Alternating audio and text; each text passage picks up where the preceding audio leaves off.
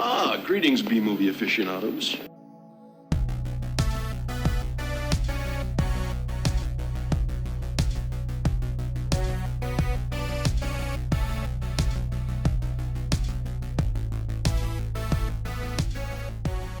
Hello, welcome to A Couple of Flicks. I am Tristan.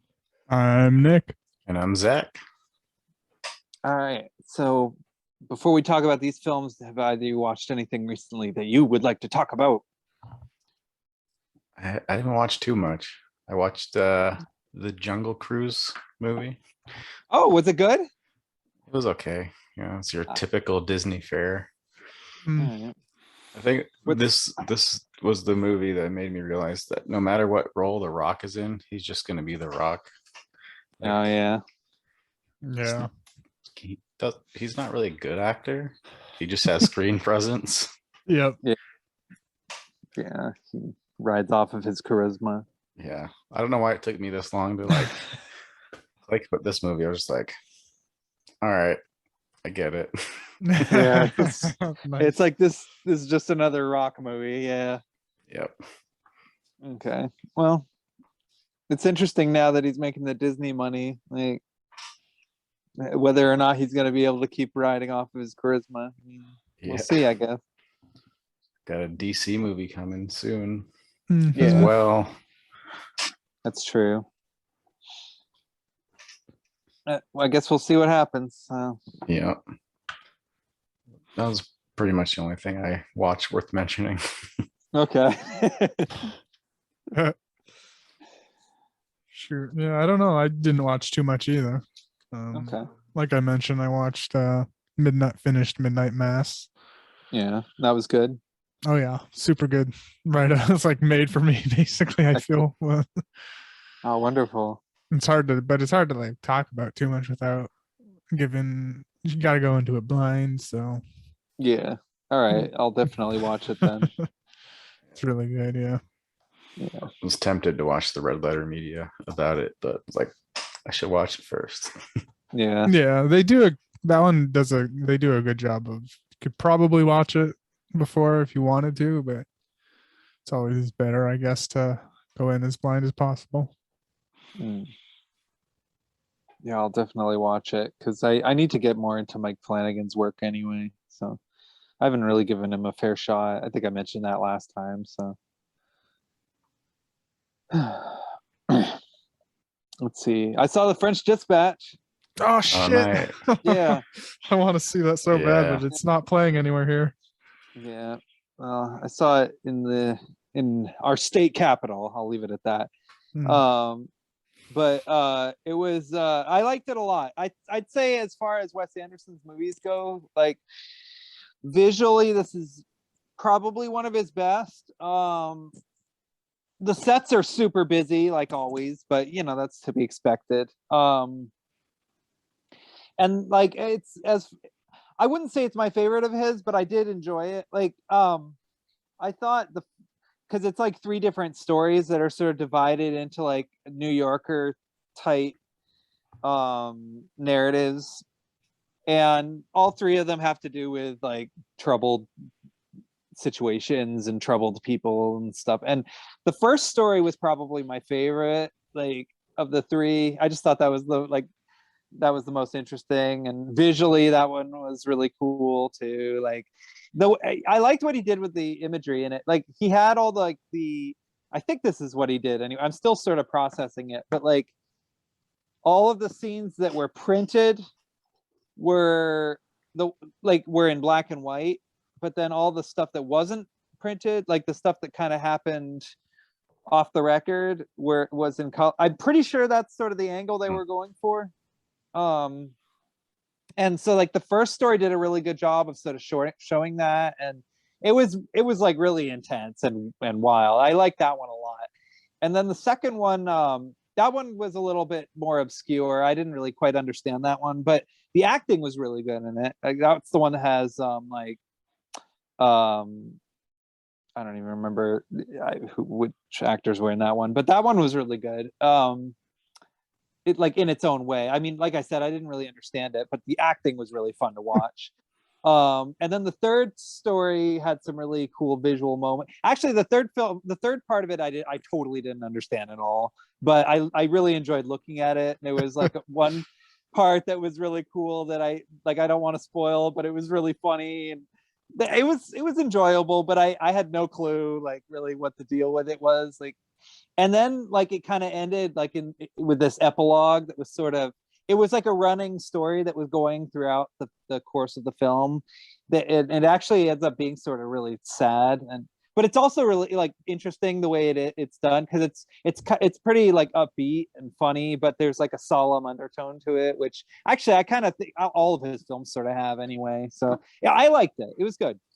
Is it so? It's like vignettes, or like not vignettes? Is that the right word, or is that It's like an anthology film of Okay. like three short films, like and Buster with a rap. Scruggs? Yeah, exactly. With except unlike Buster Scruggs, this one actually has a wraparound Oh, okay. story that it actually cuts back and forth to a lot, and that's sort of like actually the main part of the movie.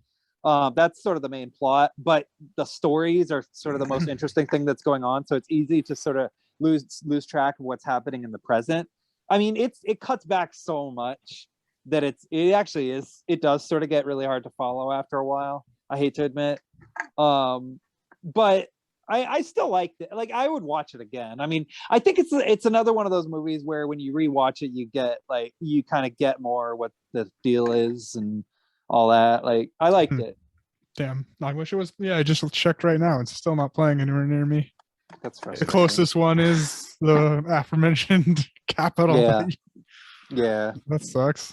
it's a Fuck. good theater, but yeah, it is kind of a It played near me for like one weekend, and yeah. it was like an hour away. So I'm like, The hell. Yeah, that's so frustrating. Yeah. You figured know. his would be a big release. yeah. By now, yeah, because so many people love his movies, but for whatever reason, they just like, no, I don't know. There are some kind of challenging, like anti-authoritarian themes in it, but I mean, but that's all of his movies have that. Like, that's not anything new. Like, I don't know, whatever. But I liked it. So, Nice. yeah. All right, so yeah, let's get started here. So we'll start with your pick, Zach. Yep. And I picked Showdown in Little Tokyo. Then I read the Wikipedia as always.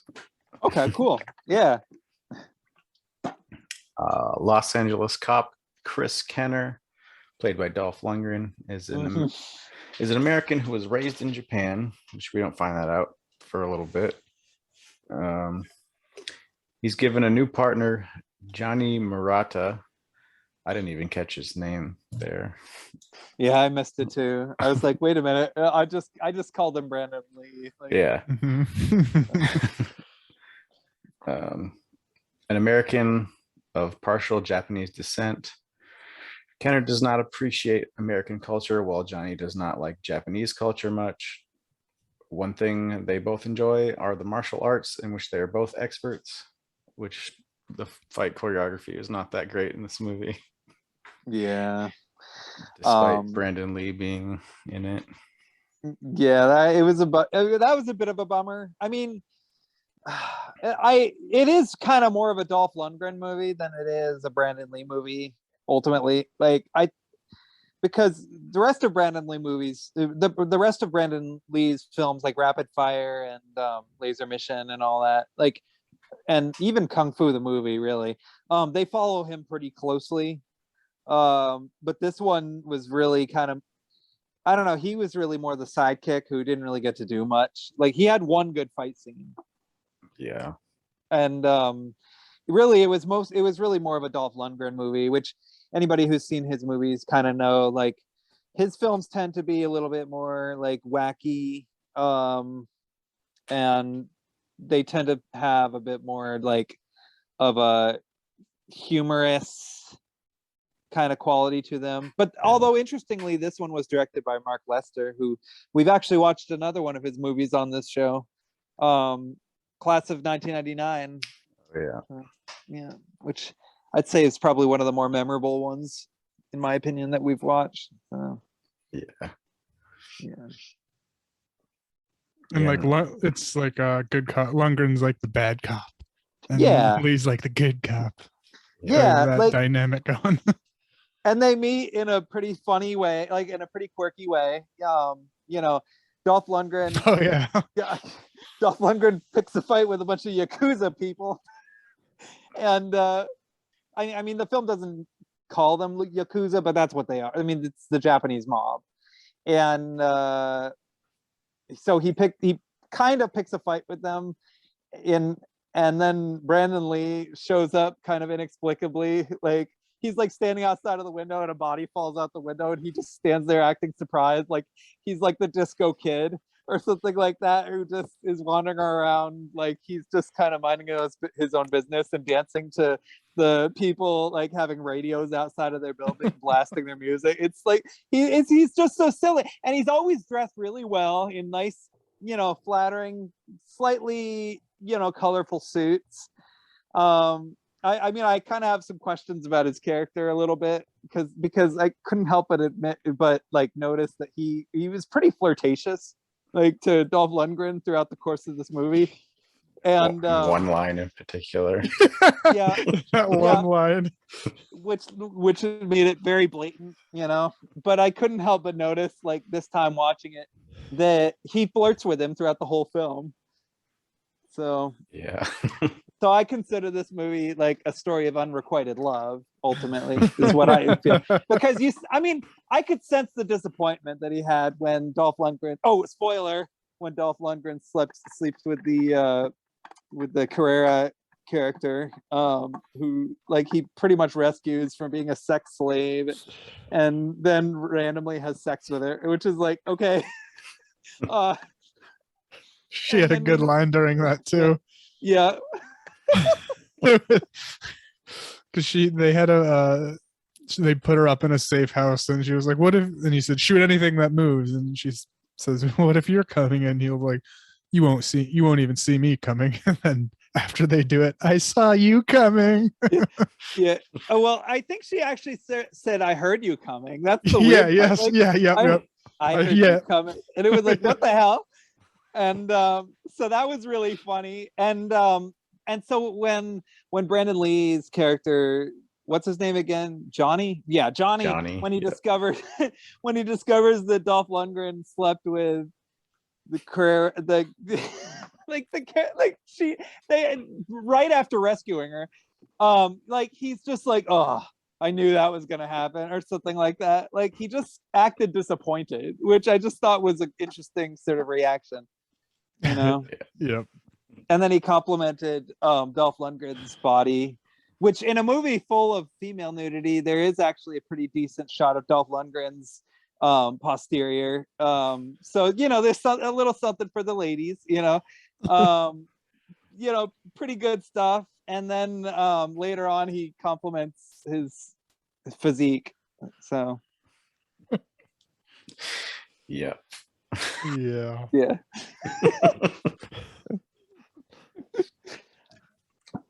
Which I don't know if any of us really want to repeat the line, but I will, because I wrote it down.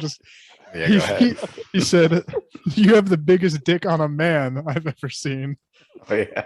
He even says on a man, so it's like, okay, what? Like, what else have you seen big dicks on? But anyway, that was the most interesting part of the movie for me. So, Yeah. Anyway, you can continue the summary now. Sorry. I mean, that's the best part of the movie right there. That little that section. Yeah. Oh yeah. Oh, and then Dolph Lundgren says, "Thank you. I don't know what to say." And he says, "How about don't get killed?" Yeah. Like, what the hell? Anyway. All right. The two are assigned to LA's Little Tokyo, where they break up some criminal activity in a Japanese restaurant, and an arrest is made. While Kenner, what? What were you gonna Oh say? no. Oh, sorry. I was just mumbling. I apologize. Oh, you're good. While Kenner and Johnny are questioning the suspect, Kenner notices that he has tattoos of the Iron Claw Yakuza clan. This reminds him of when he was 9 years old and he witnessed his parents being killed by a member of the Yakuza. Yeah. Before Kenner or Murata can interrogate the suspect further, he kills himself in the interrogation room by breaking his own neck, which I thought was a weird way of having him do that, but Mhm. Yeah. I thought at the very least he would stab himself with the handcuffs or something, or do something fucked up, but instead he just goes, and it's just like, what the heck? All right, Yeah. fine. and they're just like, oh no. Yeah, they don't even remotely act fast enough. They just kind of like quickly dart into the room. They don't act like it's really much of an emergency, even though Dolph Lundgren clearly knows what's going on and takes, a few seconds to stare just to make Yeah. sure that what he's seeing is actually what he's seeing, Yeah, and which then is like, okay. the captain comes in or somebody else comes in and he's pretty much just like, oh well. Yeah, he just shrugs it off and walks away. Oops. Yeah. That's one thing I'll give this movie, big props for. It moves very fast. There a dozen things happen in like the first 10 minutes, and really it doesn't stop. It's pretty much it's very episodic. It's pretty much just Dolph Lundgren and Brandon Lee getting into fights. Everybody aims their gun at each other. There's a shootout. Next Yeah, scene, the more. the editing is pretty like episodic too. Like, was it a Yeah. made for TV movie? Because some of the transitions were like, oh, a commercial. This seems like a commercial cut right here. It felt like a made-for-TV movie, but believe it or not, it actually was. It was a theatrical. My dad has the poster for this movie on his bedroom wall. He has the poster What? for this movie. No, I'm not even kidding. I've seen that poster for decades on his wall. It's been there like for as long as I remember, and he saw it in theaters apparently. Like that's how he got the poster. Was they were giving out posters for this movie at the theater, like free posters, and he still has it on his wall next to Time Cop. He has like that Nice. poster too. It's pretty. Yeah, I dig it. But yeah. So yeah, this movie I actually do have some familiarity with, but it had been a long time since I'd seen it, so it was interesting to rewatch it. All this time later. Yeah. Yeah. Yeah, some of it felt familiar. Like I had seen it before, but I don't think I have. Yeah. Yeah. Maybe it's just generic action from the Yeah, 90s. that's what it was. Yeah. I think because I know I haven't seen it, but it was very familiar. Generic action Yeah. movie. I mean, even the plot about the guy trying to avenge his dad. I mean, basically, Dolph Lundgren was Inigo Montoya. I mean, there's really nothing much else to it. The whole time I was watching it, I kept thinking of the game Shenmue. Like, I was just like, all right. Except in this one, he's obviously going to defeat the bad guy. The bad guys in this movie are played by several familiar actors who played Asian villains, and the villain in this one, I'm just gonna call him Shang Tsung because that's who I know him best from, or that's what I know him best from.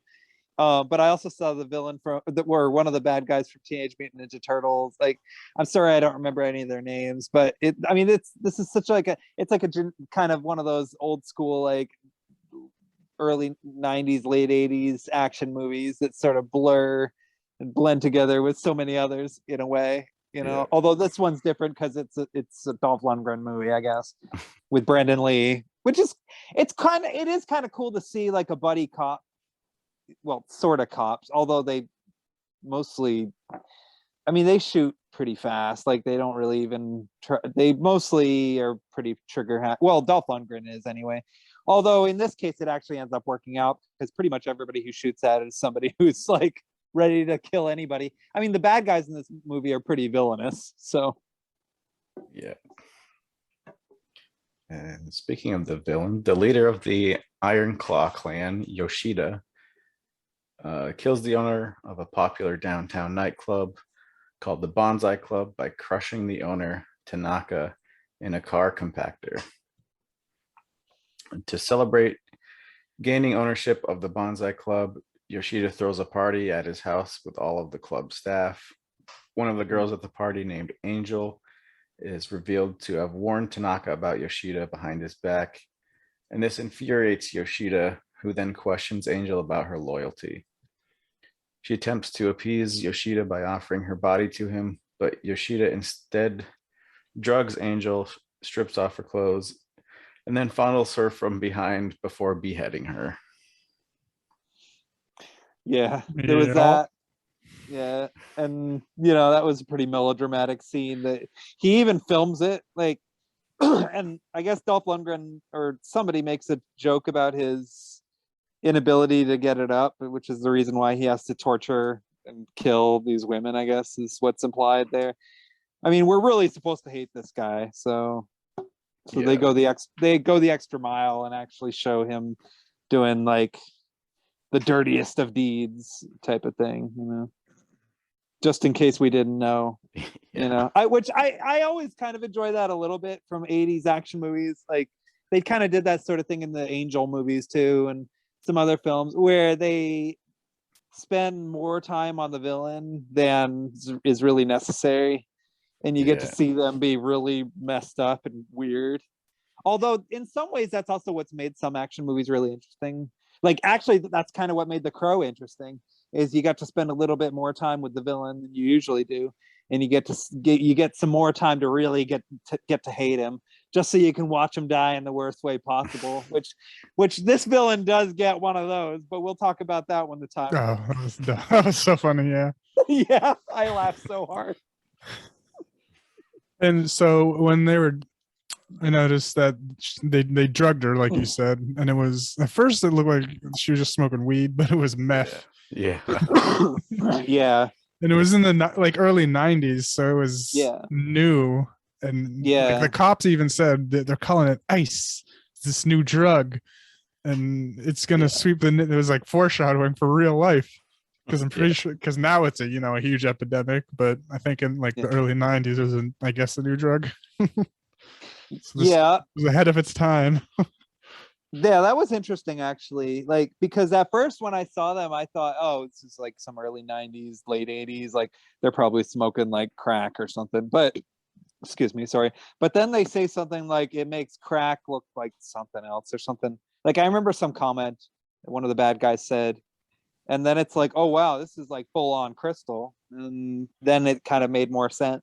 Like, yeah, so this movie was kind of ahead of its time in its own weird little way. That one little aspect, yeah. Yeah.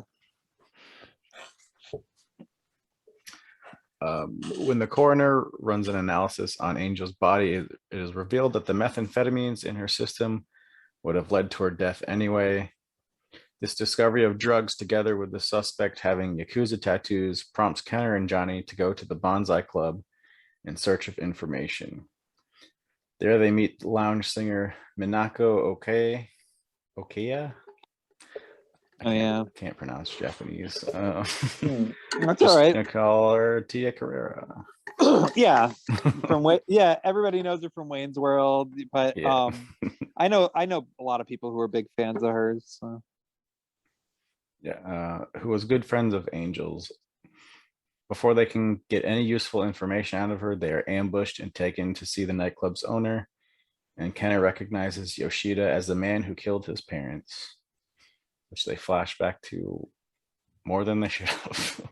Yeah, which it was kind of it was kind of fun to watch the little kid like slash son in the face.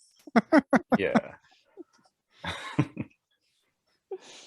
But that's about it. That's really all the flash. I mean, other than that, it's just typical bad guy breaks into a house, kills everybody. The little kid is like, and then moving on. Like we've seen it a dozen times in martial arts movies. Like, yeah, they should have just shown it like once at the beginning, and that's it. Like we get it. Yeah, you can move on.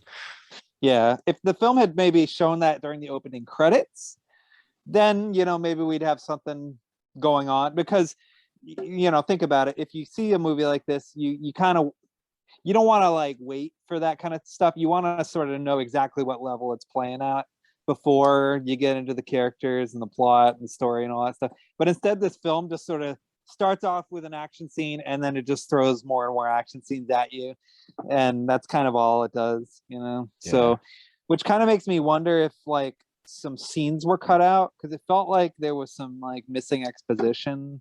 Yeah, and A it's little only bit. 70 something minutes, 79 minutes. Okay, that makes It's sense. relatively short. So Mhm. Yeah. All right. Yeah, I actually I mean, as far as Dolph Lundgren movies go, this isn't too bad, but I did feel like there was like a piece of the context that I was missing a little bit, you know. yeah. Yoshida is now a drug manufacturer using a local brewery as his distribution center. He uses smaller gangs such as the Hells Angels, Crips, and Sureños to peddle the drugs for him in return for a percentage of the profit. Kenner pulls his gun on Yoshida and almost kills him to avenge the death of his parents, but Johnny manages to defuse the situation, and they both leave the nightclub. Mm. That night, Yoshida assaults and kidnaps Minako and holds her hostage in his home and vows to kill Kenner. Kenner and Johnny set out for Yoshida's heavily guarded home where they rescue Minako, which that was another weird scene where Dolph Lundgren grabs the dude's nuts through a door and pulls him through the door. I wrote that down. He pulls the thing dude through a wall. I was like, oh, okay. Yeah, that scene was ridiculous. I mean, although it was fun in a way too, because like in like sort of a, what do you call it, like a Eastern Promises Maximum Risk type of, like, you gotta have a scene in the shower sauna fight sequence. Like, I mean, in that sense, it was fun, but it was kind of a ridiculous scene otherwise. You know, Brandon Lee most like, I don't know. It was just they all just looked confused. Like, and before they do it, it was kind of Brendan Lee says we got to do this right so we can go, and then we can get it done and go eat fish off naked chicks. Yeah. Oh yeah, I always. Yeah, okay. So there was the part where they were wandering through, and there was those ladies on the table with people eating sushi off of them, and out of their crotches, which I thought was kind of funny. I was like, all right, well, all right. Anyway, and so and like every time they had these gunfights with the bad guys, like they all unfolded the same way. Like Dolph Lundgren doesn't shoot the bad guy. Everybody else sort of like Brandon Lee gets all flustered, and then eventually they just sort of get to the shootout or whatever, and it happens at least twice in this movie, I felt like. Yeah. And the escape was hilarious too from that scene. Dolph Lundgren flips a fucking car. Oh yeah. He flips a car to use it for cover to get away. I was like, shit. Boy's got some muscle. Yeah. This movie is like, it's just like a lot of ridiculous, like, testosterone driven fun, you know. Dolph Lundgren looks cool. I mean, I'll give him that. Like, yeah. You guys can continue. Yeah, no worries. Go check my dog one sec. Okay. I was gonna comment on Dolph Lundgren's fight scenes. Like, he's so muscle bound that he's like really slow throwing punches and kicks and stuff. Yeah, it was pretty funny how like these people so easily got like clobbered by him. Yeah. You know, it kind of made you wonder, like, why was he even the main character? Yeah. Yeah. I was gonna say, was he riding off of Rocky? Was that before this? It was either before that. I mean, it might have been around the same time as the Punisher. Oh yeah, I forgot he was the Punisher. Yeah, you remember that one? Oh Yeah. my god, it's so ridiculous. So ridiculous. You know, I love it. But yeah, but Dolph Lundgren, he mostly just kind of walked around all muscle bound and flexing at every opportunity. Brandon Lee usually throws a funny, flirty quip. Yeah, it's kind of rinse and repeat. Yeah. Yeah.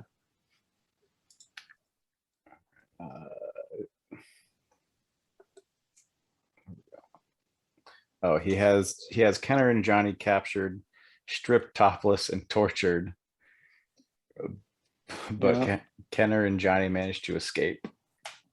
Yeah, and that was kind of fun. Like that, I was a little strange. Dolph Lundgren, he like, yeah, to yet another opportunity to flex his muscles. He's like, I don't know if this is a good idea, and he like busts one of the locks off with his bicep or whatever, and then he like pushes the guy onto the electric sort of rack. Yeah. That Brandon Lee. That guy from Day of the Warrior. That was hilarious. Yeah, I saw that. And Brandon Lee, he's there all topless, and he's just like, oh no, and the electric rack is going on, and he's like screaming like he's like in some kind of weird like chamber or something. I mean, it was hilarious. I was just like, this movie just gets better and better.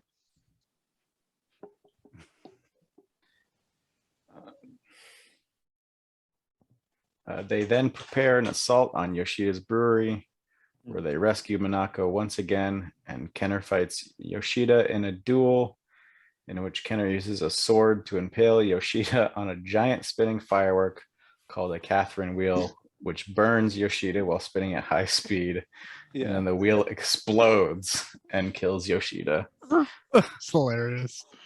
Loved it. It's like you like this horrible villain who just spent like this whole movie collecting severed body parts, or no, he doesn't even, he throws them away actually, which is like, what the hell? You cut off people's body part, you cut off a lady's head, you cut off a guy's arm, you have one guy cut off his pinky or whatever. It's not enough. Yeah, and it's not enough. And he just kill kills him him, anyway. I think. Yeah. Yeah, and he throws the pinky away. I mean, I don't know what his deal is with severed body parts, but whatever. And then at the end, Dolph Lundgren kills him by what? Oh, nothing. Oh, okay. Yeah, at the end, Dolph Lundgren kills him by impaling him through the chest, throwing him on some spinning thing, and it blows up. It's just like, that's hilarious to me. And also, we got to talk about Brandon Lee reading the guy his Miranda rights while beating the shit out of him, and then throwing him into. He's like, "You have the right to remain silent. You have the right to an attorney." And then at the end, what did he say at the end after he dropped him in the flammable shit? And then, then he posed. I believe it is, you have the right to be dead. Yeah. Brandon Lee looks down at the guy in this pool, and then he poses like he's like some underwear Calvin Klein model. Flicks a match and says, "You have the right to be dead," and throws it into the pool, and then the guy blows up. Everything just starts blowing up. Brandon Lee's just like acting oblivious. It's like, fuck you, dude. You ain't no good cop. You just blew up like this guy, which you could have easily incapacitated him and arrested him, but no, instead you just flat out murdered him, and then you basically like made fun of him while you were doing it. I mean, so there you go. Brandon Lee's character, Johnny, even he breaks the rules once in a while, and that's what these movies are all about. They're about breaking the rules. Yeah. Yeah, and that's Showdown in Little Tokyo. Yeah, exactly. What are you gonna say? I found one of the fun, like when he stabs the guy, I noticed the sword, like when you see it, like the sword was like way mismatched. Yeah. Like, oh, that was hilarious. I saw that too. I was like, that's excellent. Yeah, there we go. And I think Brandon Lee even says some stupid joke while the guy's spinning around on the wheel, but I don't remember what it was. So It basically ends the same way as Princess Bride, with the guy slashing Dolph Lundgren like a few times, and then Dolph Lundgren cuts his chest open, impales him, tosses him on some spinny parade shit, and it blows up and kills him. And then we all celebrate. Dolph Lundgren walks away with the girl. and Brandon Lee just does, he settles for being the third wheel, and it's a realistic way to end a story like this. I think Sure. the movie, I loved it. This movie delivers the goods for me. I would give it probably 3, actually. It was a satisfactory, bite-sized action movie that pulled no punches. It was way too fast-paced. It was really dumb and stupid, but it had so many satisfying little stupid moments in it that I just loved and laughed at. Like, as a movie, it's not that very good, but for me, this is kind of like what you love about movies like Samurai Cop and stuff like that. Like, this is like, I love the quaintness of this. I don't know what it is. It's just to me, it's just excellent. It's like the right formula. I give it like 3, maybe 3. Okay, nice. I gave it 2.5. Okay, Yeah, cool. I'll give it like 2 probably. Yeah. Wow. Another couple funny things. Just that last scene was hilarious because they're fighting. It was like they're going through like some parade of some sort, and they're sword fighting, but they both stole swords from like these parade goers. So it's like, why would they have real swords for one? And then Johnny Lundgren gets shot also, and he says, "Oh, it just went past right through him, fine." But you see his back, like clearly a few shots, and there's no exit wound at all. So it's like, you liar, it didn't go right through. Yeah, I mean, that was pretty silly. He gets shot, and still, regardless, they end up. That's the thing I love the most about this movie. It's called Showdown in Little Tokyo, and it delivers on the showdown in Little Tokyo, because at the end, Dolph Lundgren and Shang Tsung randomly just decide to have a showdown, and it's in the middle of Little Tokyo. So it's like it's exquisite. There you go. Mark Lester did a good job.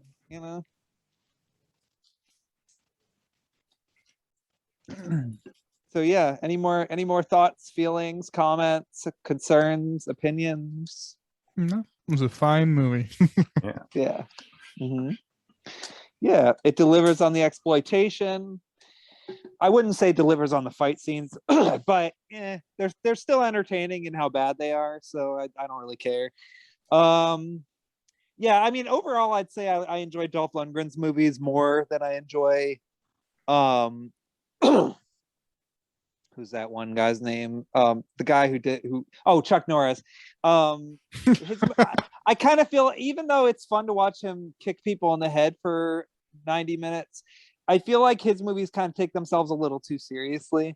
Like his movies, like they're enjoyable, but they're not that fun, whereas I feel like Dolph Lundgren's movies, like, they kind of know that they're bad, and so they just, instead of trying to sort of do something different or cool, they just use the opportunity to be a little bit subversive here and there, and entertaining enough and fast-paced enough that they don't bore you too much.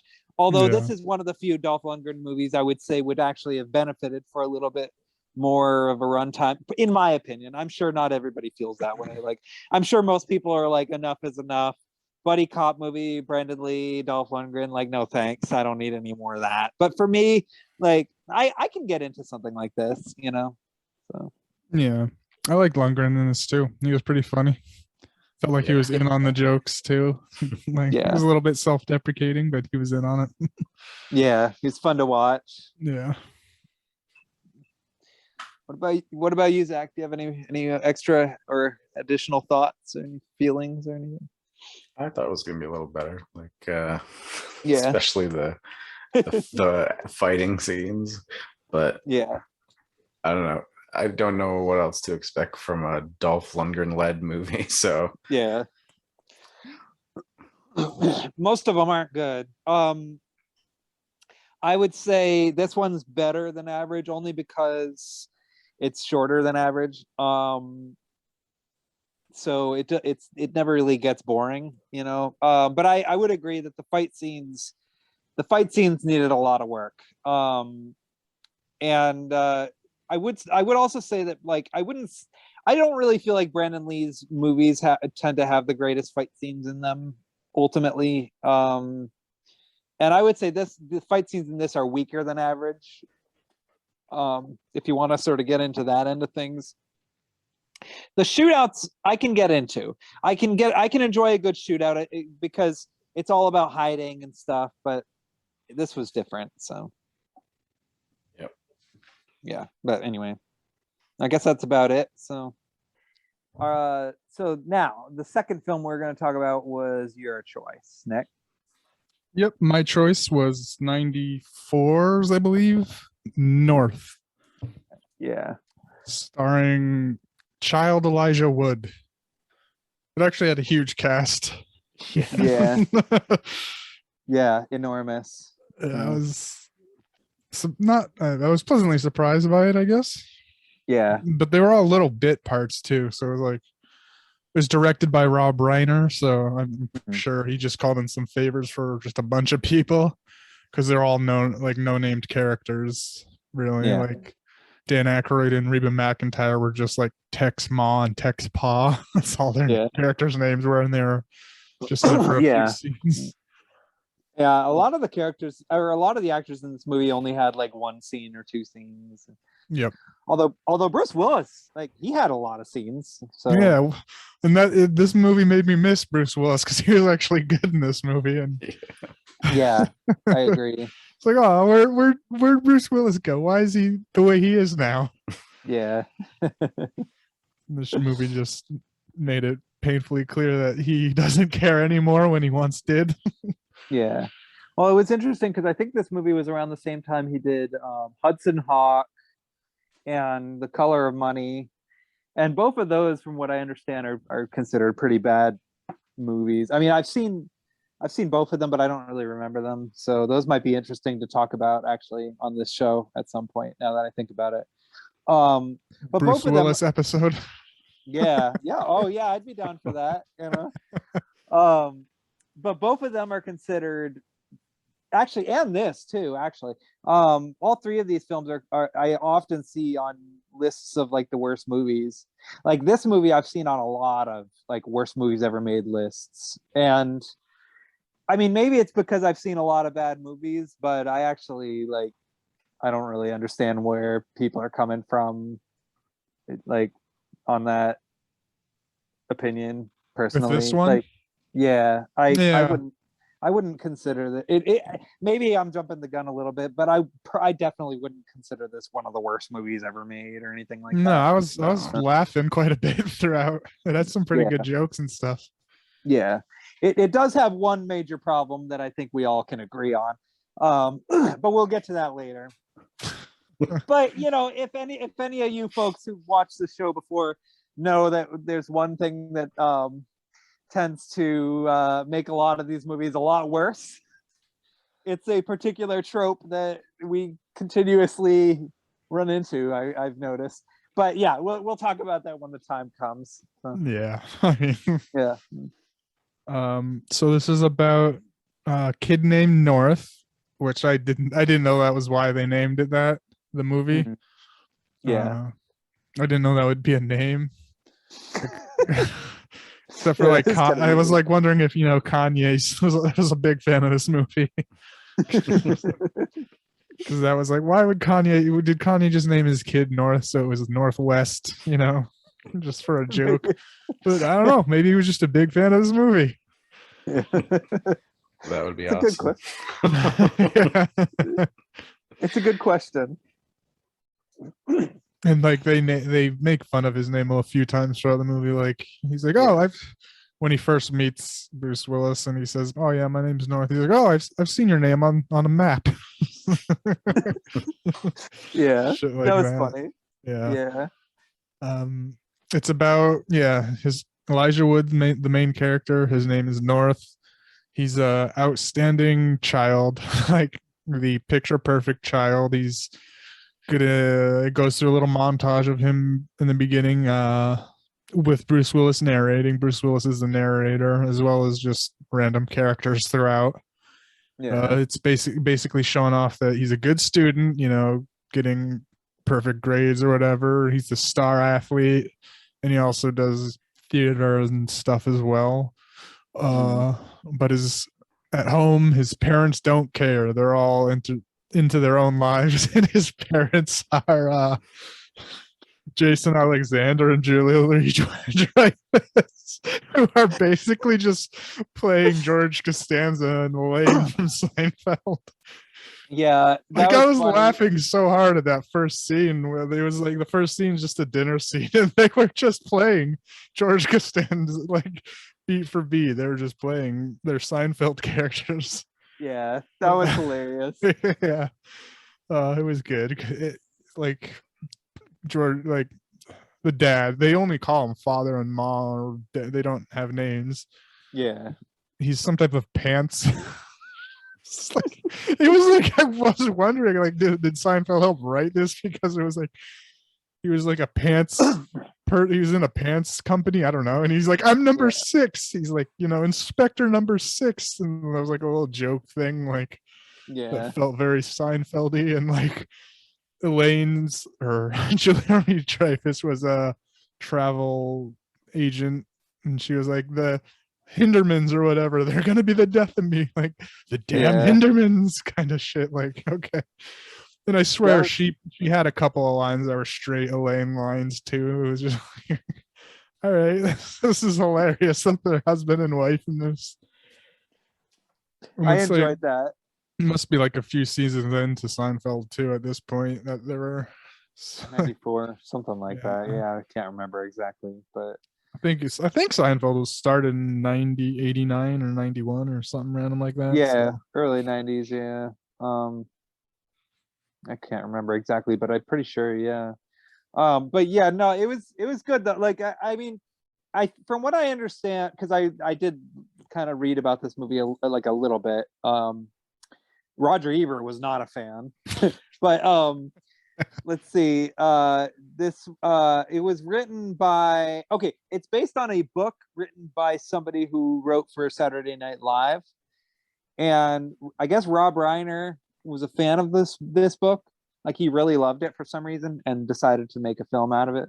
And it's Alan Zweibel. Zweibel. Okay, all right. Zweibel. Zweibel. Yeah, some kind of name like that. The novel name is pretty long too. Yeah, what is the novel name? North, the tale of a 9-year-old boy who becomes a free agent and travels the world in search of the perfect parents. Okay, it's pretty on the nose.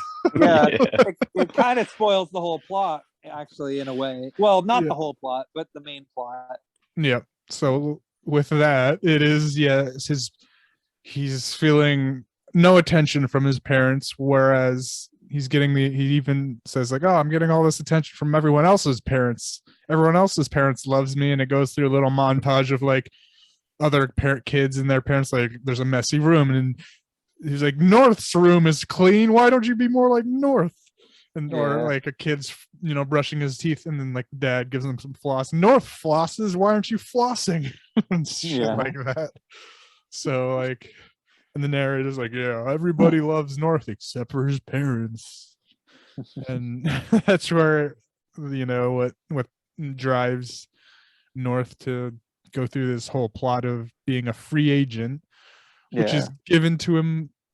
So he starts putting stress on him, like he has a cardiac arrest, which I don't think really was, but like he's getting, you get the picture that he's getting stressed out, that he's not getting any attention from his parents because he starts screwing up in academia and sports, and he was doing a Shakespeare role. He was like, to be or not to line. And like the person was just like, B. B. That was a little funny. That was funny. Yeah. So he runs off out after like throwing balls, fucking sports, making 6 people walk in a sports game. So he just runs off, says I quit. I have some thinking to do. And the narrator says, we all have those thoughts where we have this special place where we just go to sit and think. And Elijah Wood's like, it's in a mall. His thinking spot is just like, I don't know if it's like the lobby of a mall or the furniture store in a mall, because it's just surrounded by a bunch of random furniture, but it's like on this one nice armchair. Yeah. And that's his thinking spot, is in a mall on an armchair. And we see This is when Bruce Willis comes in, right? this was hilarious too. He comes in a pink bunny suit. Like straight out of A Christmas Story bunny suit. Yeah. It fits him surprisingly well. Yeah, it was fucking hilarious. And he's eating a carrot. He's like, yeah, it's my lunch break. And he's just munching on a carrot, talking to Elijah Wood. And he's, talking sports. He's like, yeah. He's like, I, hit my fucking coach's wife with one of the balls I missed through. And he's like, so Bruce Willis gives him the idea, well, parents, you got to play with the hand you're dealt, because that's the one thing in life you can't choose, unlike sports where you can ditch your sports team and become a free agent. And then that gives Elijah Wood the idea of, oh, free agent, I can do that with my parents. Yeah. And then it cuts to like him talking about the idea with his friend who's like runs the school newspaper or something. Yeah, what's Winslow? Winsley? With some kind of name like that. I don't remember. With a W. I wrote it. Yeah. Winchell. Yeah. Yep. It's pretty badass character, not gonna lie. Yeah. It was funny too. Yeah. So he's running it by him, and like he decides to help. Another funny little line was like, well, you're gonna need a lawyer. And he gives him like a lawyer name, and he's like, well, how do I contact this lawyer? And he says, oh, he'll find you. And so Elijah Wood's walking home, and then there's an ambulance and a car going right by. The car just stops, backs up, and says, hey, I don't remember his name, Arthur or whatever, I think something. Yeah. I'm your lawyer. It's like, I was like, oh, okay. So he literally finds him. Yeah, and he's played by John Lovitz. John Lovitz. Yeah. Yeah. It's like this random lawyer just decides to represent this kid like out of nowhere, John Lovett's kid. And it for some reason, it like once I found out that this was written by somebody who wrote for Saturday Night Live, it all started to make sense. Like, because at first I was a little I wasn't like confused by the movie. I was more just a little bit dismayed by it, because it was so absurd, but in a way that just felt like different, and I just kind of quickly paused it, and I'm like, wait, which movie was this again? And I looked it up, and then I was like, oh, okay, all right, cool. And then I continued watching it. And it had a very like, I guess, sketch comedy kind of format as well, with all the parents he tried out. It did. It was episodic as well, kind of not in the same way that Showdown in Little Tokyo was, but in the sense that it was like scenarios. Yeah. And one funny thing was like, because they showed the ambulance and him tailing it, and Elijah was like, well, sure, but don't you have to go do that? He's like, oh no, I just follow them to beat traffic. This is a nice joke, I thought. Yeah. But anyway, it's pretty absurd at this point too, because John Lovitz is just following him around. And the word broke out that North is looking for new parents, so the whole town is going crazy trying to get them. And like there's like a court scene. Yeah, even before that was like reporters were like coming up to question him, and John Lovitz was like, no comment. And Elijah was in school, and the teacher asks him a question, and Elijah, John Lovitz whispers to him like, in a court scene, and then I'm been advised by my attorney to have no comment. I cannot answer that question. And I feel like South Park had a similar joke, sort of like, where wasn't there an episode where like a kid had like a lawyer in the class or something, then he got asked the question, and then the lawyer whispered like the answer to him or something. I don't even remember, but I feel like South Park sort of had a joke like that. Very possible. and then the reporters go to their house. They are questioning his parents, and they just fall flat down, like stiff as a board, like because they're shocked by the whole thing. And throughout most of the movie, they're like just kind of like, and then they go to the court scene, and they're still just like frozen solid and asleep and that's like why the judge gives them awards North the win, because what kind of parents would fall asleep through this kind of ordeal or whatever. Yeah. Then they were comatose. Yeah. And the judge awards North the ruling. The judge is funny too. Yeah. But he awards the plot is he awards North the chance to choose new parents or go back to his old parents by Labor Day, because I guess it's the first of it's over a summer break. This takes place, I guess.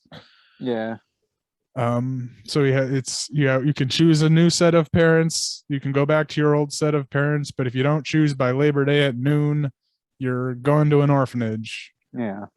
Okay, so yeah, this film takes place over the course of a few months, basically. Yeah. Okay. Wow. Okay. Yep. Which you don't really expect, but they explain it in a funny little joke. Yeah. Which I'll get to when we get to those parents, at least. Okay. So the first parents were that he goes to see were Dan Aykroyd and Reba McEntire in Texas. They're these big rich people. Yeah. They give him a lot of food, Yep. They want to fatten him up because they say, everything's bigger and better in Texas. Well, you're better. You're the best. So we need to make it bigger. Yeah. And North finds out that their son died, I guess, somehow. Yeah. They explain it in song form. Yeah. And Bruce Willis shows up as a cowboy. He's like a cow or like a helper on the farm or whatever, and he's always the one to kind of basically tell him like, oh, maybe these aren't the right ones for you. You have more choices. Go find out. And the reason why Elijah doesn't choose these ones is because he'd be always living in the dead kid's shadow or whatever. Yeah. So he, decides. I mean, that's sort of the impression that he gives, but I think it also, I mean, he's probably smart enough to know too that it's like, because this whole section of the film is sort of it's like commenting on the sort of like a lot like the overindulgent sort of lifestyles of these types of people or whatever, and it kind of takes a lot of little moments here and there to sort of like say that again and again, and it's just, I don't know. I like it. I think it all came down to a matter of him, like his sort of experience and his perspective and his intelligence not really jiving with this culture, I guess, is what the film was trying to say, which I don't know. Like they said that it was about him sort of not being able to live up to the dead kid, but it was clear to me though that both Dan Aykroyd and Reba McEntire they seemed to be really overly like affectionate, which he also sort of found kind of annoying, which is like, because maybe it felt fake. I mean, Yep. And so there's also a B plot going on with Winchell and the lawyer. So there's like this huge resistance going on back at home where the kids are rising up against their parents, and I forget what the main reason why is, but like all the parents are now just doing whatever the kids say because they, I don't know, don't want this to happen to them or whatever. Yeah. They're doing it because they're like, oh wow, North did it. That's a good idea. And it's like, which to me it makes sense because their parents are constantly always comparing them to North. So naturally they want to be like North, and North does something that finally is like, like North has kind of turned against the parents a little bit. Or turned against his parents, which inspires other kids to turn against their parents, which was kind of cool in a way, because it was almost like it was sort of commenting on how parents often compare their own kids to other people's kids, and how other parents get so hung up on trying to live just like everybody else, and how that doesn't always fit with every kid, you know. So the film does kind of showcase that in little moments here and there that are kind of funny and charming. Yep. And just in general, that whole side plot was funny. He was right, like they would go back to, you know, Elijah doing his stuff, and then every single time they switched back, like Winchell had more power. He was like running some business, and he was like, well, the kids now are going to be the ones that are going to tell, since everyone's the parents are going to, you know, do whatever the kids say, the kids are going to have the vote. And, you know, he's like, he says to John Lovitz, you're going to be the next president. Yeah, so basically you say so. And then yeah, this kid basically like sparks a child revolution and has John Lovitz be the lawyer to this whole mob of kids. And so basically he partners up with John Lovitz to somehow like take over, and it's like a power trip that this kid is going on. Oh yeah. So John Lovitz is like his puppet. Yeah. Because later on it's like it's taking over worldwide, and he's like, and it infers that it's like Winchell's being the power mover, that you'll be the president, but I'm gonna rule the world. Yeah, which is, it's kind of a charming little fantasy, you know. Yeah, and the way the film does it is pretty tongue-in-cheek. Like there's even a scene where they go get like they like go to a parlor, and there's just all kinds of weird little gags and stuff. I don't know. The film, I mean, Rob Reiner clearly had a lot of fun making it, you know. Yeah. I think, you know, the movie, I think part of the reason this movie probably couldn't find an audience is because it was more the type of film that was probably more fun to make than it is to watch for a lot of people, you know. But yeah. So the next main parents that Elijah goes to is in Hawaii. It's the governor, I guess, of Hawaii. And his wife. He makes a joke about all of the land in Hawaii is fertile except for one spot. my wife's womb or whatever. Yeah, he like she's points barren. She's barren. That's the one barren spot on their island, according to this guy. Yeah. And don't they go like hand gliding or something? I don't even. It was like something. Yeah, they go hang gliding or whatever. They're pulled on a boat, you know, over the ocean in one of those parachute thingies, whatever they call that. Yeah. And they explain like, we only have like 6 letters in our alphabet. You know, the vowels A-E-I-O-U, and then like L-T whatever. And he's like, so you're basically guaranteed to go into college. And Elijah questions it like, how? Well, we don't use, you know, B, C, D, or F's, so you're basically guaranteed an A. Yeah. That's funny. Yeah. I mean, a lot of the jokes are kind of stereotype jokes, you know, which might rub some people the wrong way, but in the 90s, a lot of people were kind of more lax about it, I guess. And I don't know. I mean, I've seen so many movies with those kinds of jokes in them that it's hard to really, for me, it's hard for me to get too bent out of shape, you know? So I watch something like this and it's like, it's just silly. Yep. And so the reason he doesn't choose these people is because they put a big billboard of him up where like, it's like that suntan lotion baby type picture of where the pants are falling down. He's like, you're showing my crack to everybody.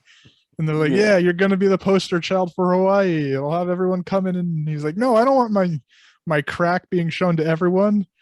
And it's, I guess, I don't know, like he doesn't want to be objectified or something like that. Yeah. It's like a comment.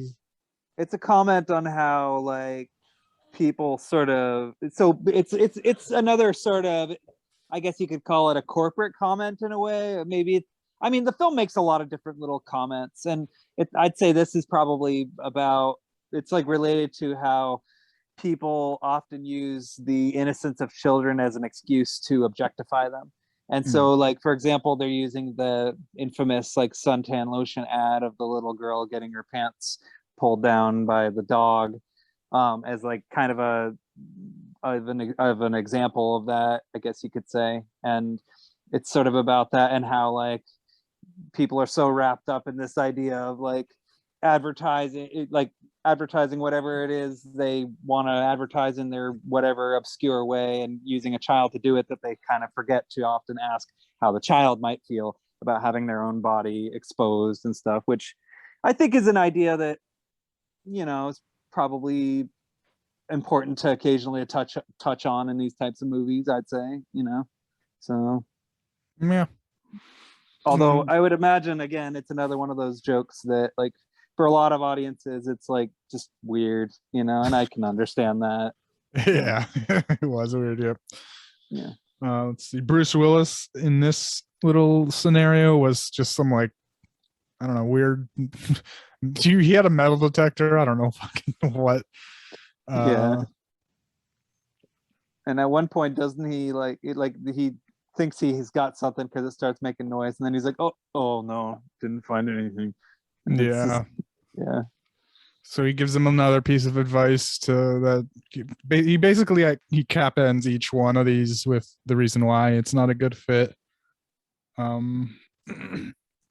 Which is, he doesn't want to be used in this situation. Yeah. And then so his next parents he goes to are out in Alaska, which was their funny little gag in the airplane where they're like, we're landing in, I forget which towns they said, in Juneau, but we'll be arriving in Anchorage. So implying that they're gonna land, and then just like they skid on the ice, which they do show at the very at the end of the plane ride. There's just showing them skidding into the airport and bumping up against the wall of the airport. This movie had quite a budget, it looks like, Yeah. Yep. Star power alone. Yeah. Yeah, there you go. By the way, Zach, had you ever seen this movie? I hadn't. No. Oh, okay. Did you know anything about it like when you went into it, or? No, I was surprised because, like you said, it seemed like it was on a lot of worst lists, but I hadn't come across it at all, I don't think. Oh, okay. Yeah. Cool. All right.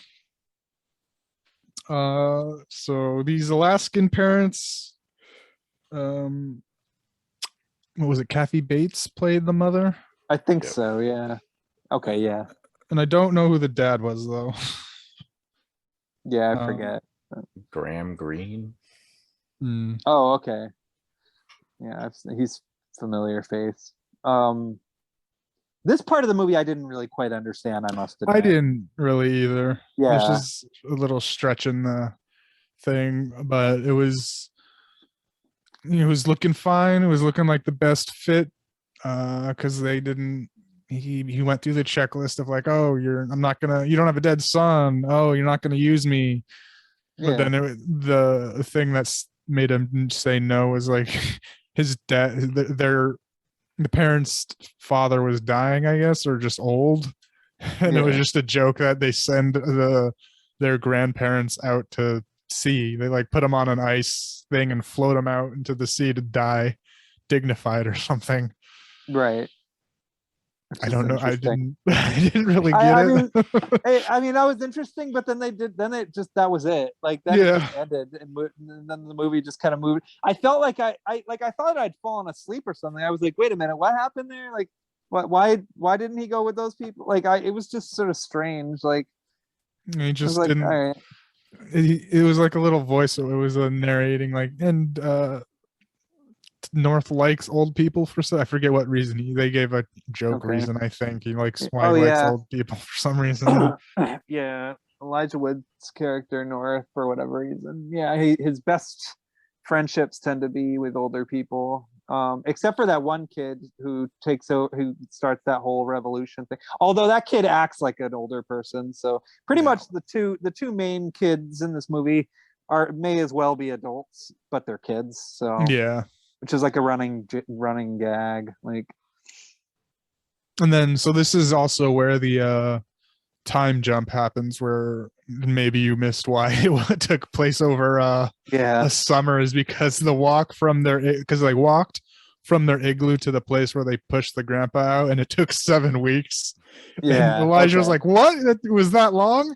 No wonder why we had 52 lunches." Yeah. That's funny. Yeah, I think I did miss that. Yeah. Yeah. So, yeah, that was a huge time jump right there. It was Yeah. just a That's joke funny. they threw out. And then they so the next parents are just like rapid fire.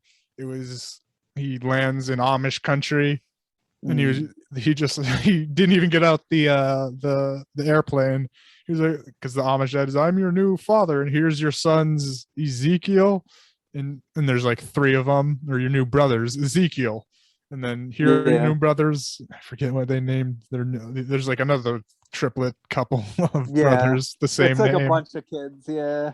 Yeah, and he was like, "Yeah, okay, let me go back in the airplane. I forgot something." And then he's just like, "Drive for it." And the plane just takes off. It's like, Yeah, super fast. yeah, that was funny. And then the next one is, they're going international with these next ones. Is he's in China, and he's like being worshipped like an emperor. But Yeah. the reason why I assume was because he had to get a goofy looking haircut. Because they're like, "This is the emperor's haircut," and it was like bald with a ponytail off to the side. So Right. there wasn't. So there was a no on that. And then he goes to the next one is I guess an African country. I don't know if it's a real one. Zaire, Zaire. Okay. It's like some tribal. Yeah. He goes in with this. It's a, I don't know. It was weird. Yeah. He goes to like this tribe that might be his parents, but he sees his mom, and it's shot from behind, and he's just staring, and they're topless. The mom's topless, and he's just staring at his mom's boobs the whole time, his potential mom's boobs the whole time, and he's like, "I don't know if this is gonna work out if I stay here, because I won't get any homework done." Just with his eyes locked on his potential mom's boobs the whole time. Admittedly, that was like I laughed at that too, just because a lot of the stuff was just so ridiculous that it was just like, okay, wow. Yeah.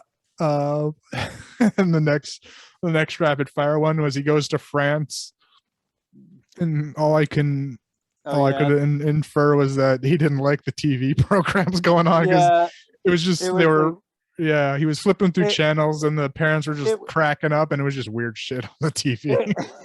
It was nothing but Jerry Lewis movies, because everybody in America hates Jerry Lewis because he's like this really stupid, goofy, ridiculous, like physical comedian. But people in France love him, and actually I do know, like, I've seen like French people laugh at him before, and they like are rolling on the floor laughing a lot of the time. And so it's like a stereotype that like French people love Jerry Lewis. So I didn't know that at all. Joke. Yeah. I just thought it was weird TV. I didn't know it was that. I mean, it's apparently true enough that people know a lot of French people who like Jerry Lewis's comedy, but it's still considered a stereotype. And so he's like flipping through the TV, and it's nothing but Jerry Lewis movies of him just doing really stupid stuff, and he's just like, I can't do this anymore. Bye. Mm-hmm. Oh well, and Bruce Willis isn't in any of those, but he is in the Igloo, or the Alaskan one. He's a sleigh driver. Gives him the word of wisdom there. Yeah, he wears a big poofy suit. Yeah. Yeah. And then the last one this is a longer one. It takes place in New York, where it seems like it's a good fit, but Scarlett Johansson is his sister. Was that really her? Yeah. I thought it looked like her. I was like, is that her? I don't know. That was her. Oh shit, nice. That's funny. Oh, okay. John Ritter's the dad. Yep. Yeah, that was funny. R.I.P. Yep. And this is, so the parents are starting to wake up from that coma, and then the kid Winchell is starting to do some heavy plotting because he wants to take over the world. And Yeah. if the parents wake up, his whole plan's gonna fall apart. He gets them to record. He pretends he's helping them, gets them to record like his parents saying, "We love you, please come home." And then he just asks them a question. Well, what if we get you a new kid, Hugh? And then they like say, "We don't want Hugh. Hugh's not our son." And so then they like do some editing and send Elijah this edited version of that interview. It's like making it look like they say, "We don't want Hugh. Hugh's not our son." And Which like, was a contrived way to do it, but it was still really funny that they did it. Like, we don't want Hugh. yeah. Yeah. And of course, it's Jason Alexander saying it in his ridiculously like asshole-ish way, like voice too, which made it even funnier. He's like, "We don't want Hugh." It's like, oh my god, they did it, Yeah. And then I don't know really why because he doesn't see the footage until decently far after, because he's running from. It was when he was with the new family, I believe. Yeah, but the New York family. Like he's like hanging out with them and buddying up with them and getting really angry, and they're accepting him and loving him and stuff. And then he sees the footage of his family, and he's like, "Oh well, they don't want me, but I kind of miss them," or whatever it was. Yeah. So he ends up leaving. So he just becomes a runaway. He tries to run away just in general, like to escape the whole thing. Yeah. He runs because takes place. These guys live in the suburbs of New York somewhere, and he runs away to New York City. Yeah, then the other kid sends a fucking hitman after him. Yeah. Okay. Yeah. Suddenly the movie takes a hugely dark turn. Yeah. Oh, that was wild. Yeah. I didn't expect that. I didn't either at all. I was like, whoa. Yeah. Because he wants to turn him into a martyr. Yeah. And like John Lovitz is all like, "Oh yeah, cool, but don't you have to die to become a martyr?" And he's like, "Yeah, I got that taken care of." And there's just like a chase through New York of him being shot at, and Elijah has no idea why. He just thinks it's happening. Yeah, he like hides in a truck. Yeah, he hides in a truck of borscht, I guess. Yeah.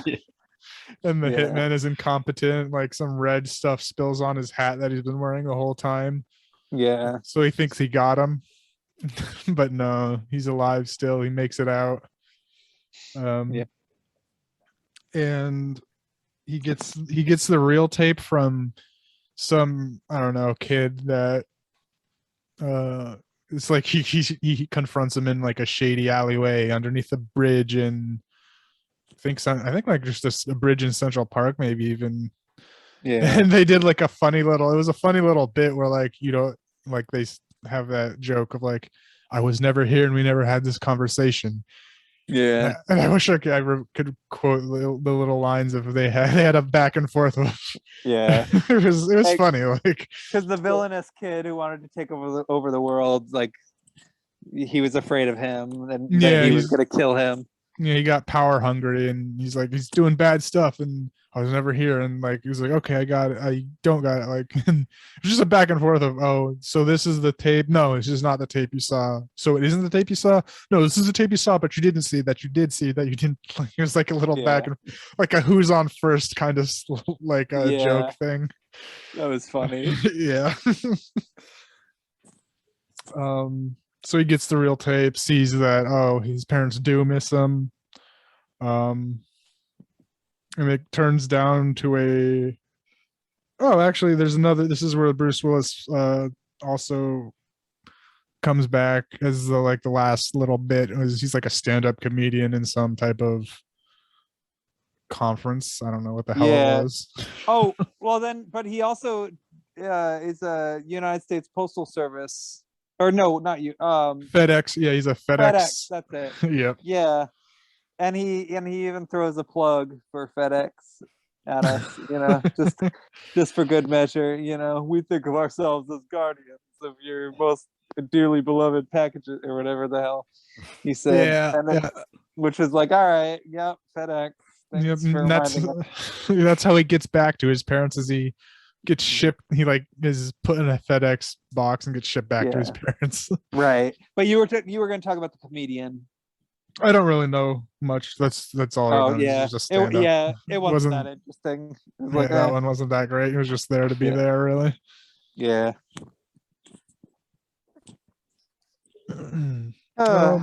Okay. And then there was yeah. just like a final like race countdown to be in, because they, I don't know, had to be in their arms type of thing. Yeah, it's like slow motion, like, oh, he finally sees his parents and they run toward each other in slow motion, and it's supposed to be a beautiful moment. And then this is when the movie kind of takes a turn toward pile of shit territory, I guess you could say. Yeah. Yeah. So it was all a dream.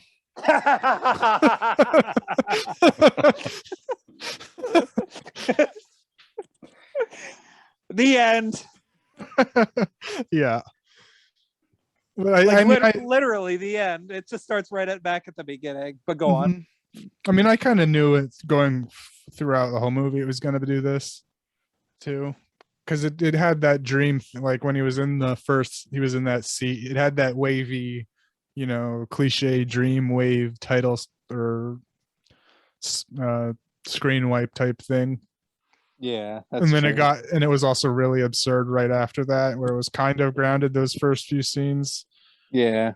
Uh, And like then pretty much everything that happens after he sees Bruce Willis in the Easter Bunny costume, everything after that is just a dream. Which actually, as far as dreams go, that's pretty badass. Yep. And he gets a ride home from Bruce Willis after too. Yeah. Because he's like, "Oh, you're still here? Yeah, I fell asleep. Let me give you a ride home." And then he like explains the dream to him. He's like explaining all the characters he was too. Yeah. Which was kind of random and strange. And what like, I was, it's a dream, or was it? Yeah, because I was confused about the cowboy one. He gives him he throws a coin, shoots a bullet hole through it, and gives it to him as like a good luck charm. And But then he still has it. He still has it in real life. So I was just confused if he just was something he had he like incepted into his dream from real life. It was a real good luck charm in real life, or I don't fucking know what that was. Like Nightmare on Elm Street, where Nancy like wakes up and she's got a hat in her hand. So she pulled it off of Freddy Krueger. Yeah, something like that. I don't know. They weren't really clear on how that happened, but yep. That is a cool idea, though. The idea of a dream being like another dimension that might actually like exist in some physical form. And, like, I don't know. That I mean, in a way, that's kind of I don't know. I'd be curious to sort of see that get done, like in a different type of movie. Like, I don't know. Maybe I mean, I'm sure the movie wasn't going for that, but still kind of interesting. Yeah, and when he arrives home, it shows that his parents were worried about him since he was out all day. They were looking for him, calling, the police and shit. But yeah, there was no real I don't know. They just randomly turned a corner on that after being shown to be shitty parents. And they didn't really, in the real world, they didn't, or even in the dream world, they didn't really show them missing him too much. I guess for that, besides that tape they did, but in the real world, there was, I don't know. Yeah. It's the Merchant Ivory version of Where the Wild Things Are. Yes. I suppose so.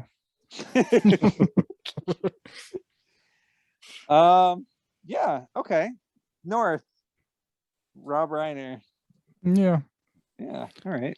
So what would you say? I mean, well, okay. First of all, so why did you choose this? Was it because of the cast, or was it just because you'd seen it on lists? Or I just saw it on a list. Saw it was because it was a Child Elijah Wood movie. Basically, I was like, oh, Child Elijah Wood. I haven't seen many of those. Well, let's check it out. He's got some good ones. Yeah, he's a good actor. That kid. He was, yeah. He still is. I Yeah, still, he I still mean, looks the same age yeah. too. It's the funniest thing, you know. Was it just me, or did his voice sound lower than it is as an adult? No, I think I caught that too. Yeah. Yeah, you might be right actually. 'Cause- Like somehow his voice got higher as he aged. Yeah. He's Yeah. Benjamin Buttoning himself somehow. Yeah, he's like aging backwards and forwards at the same Yeah. time. He's like getting taller while getting younger. Yeah. Um, yeah, no, but yeah, I could. He did do some interesting '90s work though, for sure. So, and Yeah. yeah, I mean, this was also kind of interesting in its own way, I'd say. Yeah, I'd give it like probably like a 2.5. Probably. It was Yeah, weird, interesting, but it did have some funny shit in it. I thought there's some pretty well written, quirky jokes. yeah. I'd give it like in between two, like a 2 to a 3, ultimately, like right in between, maybe. You know. I don't know. What were your thoughts on it, Zach? I liked it until the ending. Yeah. Yeah, I Mhm. probably would have given it a 3.5, maybe until the ending. But Yeah. I gave it a 2.5. I really like that 90s absurdity. Yeah. Like it gave me vibes of like the Stupids and Motorama. Yeah. Mhm. And Same. I really like that. But that ending, I literally out loud said, "Oh, fuck you." Yeah. Yeah, I Yeah. mean, I thought like from the beginning it was a dream, just because of that fucking transition, that wavy transition when he was, in that chair. So I wasn't surprised, but I was like, come on, you didn't have to do the dream thing. Yeah. Would have been more surprising if they hadn't done the dream Yeah. thing. Because like up until that, because I mean, usually with these types of movies and when there's so much weird stuff going on, eventually the thought enters my mind like, oh, this is like a dream. Oh shit, this movie better not do that. And sometimes it doesn't. Like with a lot of like I'm sure I can't think of any examples off the top of my head, but I have seen movies that just have a weird stuff, like After Hours, you know. But yeah, when I was watching this, like there did come a point where I was like, this is like some kind of weird dream. Oh no, I better not go in that direction. But then like I was starting to connect the dots. It's like, oh shoot, it probably is going to go in that direction. And then it went in that direction at the part where he gets shot. Like he like the kid gets shot and then he wakes up, you Mhm. know. Which this isn't the last movie on the show we're going to be talking about in which a kid is brutally executed with a gun, but the time will come very shortly that we discuss that. So, but yeah, does anybody else have anything they'd like to say about North, or does that pretty much cover it? Pretty much Yeah. it. Yeah. That's about it. All right, cool. So overall, we all are, as far as like enjoyment goes, we're all kind of right in the middle, sounds like. Yeah. Yep. All right, North. Well, Rob Reiner, you done good. Okay, cool. So the last movie that we are going to discuss will be the film that I chose for this episode, which is I think this was also 1994 or okay.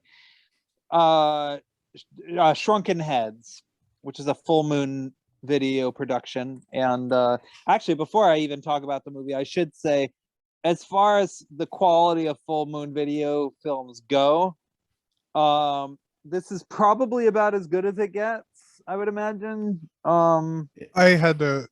Yeah, I had a question. How did you guys watch it? Like, what streaming service did you use? I had it on Blu-ray. Okay. I watched. I actually watched the restored version on Amazon. I was just like, Okay. Okay. So that's what I watched it on. So I started watching it on Tubi because Okay. it was free. Yeah. But it was this weird like Elvira thing. She had like this intro. I was like, okay, is this the right movie? Is this like what is? And I, did some double, triple checking. I was like, okay, this is the movie. I'll just watch it on this. It's just hopefully an intro. I went forward through to make sure she wasn't gonna pop in throughout to give her like mystery science theater fucking commentary. Yeah. But Yeah. as I was watching it, there was right in the beginning, there's just this one line of like there's these bullies that are beating up the new kid, and they Yeah. just say something about, oh, you're gonna need protection, and then just Elvira like just kind of, they put her in, she like kind of comes out of this on the screen is holding a condom, Oh no. and then it just goes away. I was like, what the fuck? So I was Oh, like, no. no, not watching it like this. Like, Oh man. Which I don't know. I kind of wish maybe I watched it like that to see what else she did, but I was like, no, I don't like that. well, now I'm curious. Yeah. Right? And the quality was horrible too, though. Oh, was it? Oh, okay. It was pretty bad, and like because I watched it on Amazon, and the first thing I noticed is, oh, this looks good. I was Yeah. like, this looks way better visual, like Yeah. remastered and touched up or whatever. And the Tubi Yeah. one looked like crap, but had Elvira in it at least. Yeah, it got restored recently, which in the case of this movie, that might have been to its detriment, but we'll get to that. But I will say though, as far as 90s movies go, particularly from Full Moon Video, not only would I say that this is top quality as far as their films tend to go, as far as being well made, I would also argue that the film has some moments that I would call cutting edge for the time. You look at them now and they look kind of silly, but for the time, some of the shots of the superimpositions, like for 94, that was pretty early. And they actually looked, I mean, they look bad, but they look better than I sort of like, still better that, like, it wasn't like distractingly bad. It was more just kind of weird looking, kind of silly, Yeah. but not like bad enough to be like horrible. Like it still looks like you can still tell what's going on. You get the Yeah. general gist of it, So Looked amazing for full moon.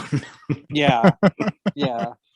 And maybe it had to do with the fact that this film heavily was made by the Elfman brothers, who they did that Oingo Boingo band. So I guess one could even say that this movie was made by musicians in a way. And Richard Elfman had directed Forbidden Zone, so he'd already kind of developed a little bit of a cult reputation by this point. But anyway, ultimately though, unfortunately, I mean, I kind of had sort of a shitty day the day that I watched this, so I was sort of in a bad mood, and I think probably wasn't in the greatest mood to watch this, to be honest, because I really hated it. I really didn't enjoy watching it at all. But I will try to sort of put aside that stuff and sort of approach this a little bit more objectively and more fair, because I really do feel like my mood and attitude when I watched this was not ideal. Because the more I sort of sit on it, the more I do kind of appreciate it. But anyway, I'll kind of go through the plot really quickly. It sort of starts off like an after school special from hell, like where you sort of expect it to be like about anti-bullying or something.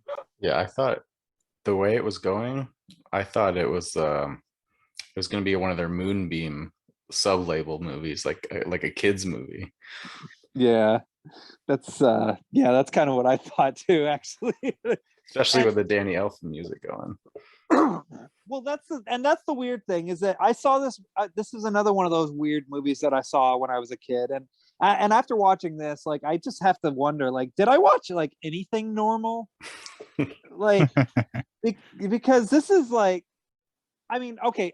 Part of the reason I think my mood wasn't ideal was because I do remember enjoying this movie actually when I was younger. But thinking back on it, I was like, wow, did this movie exist? Because it's not every day that you see a movie where a severed head motorboats a female person. But we'll discuss that later.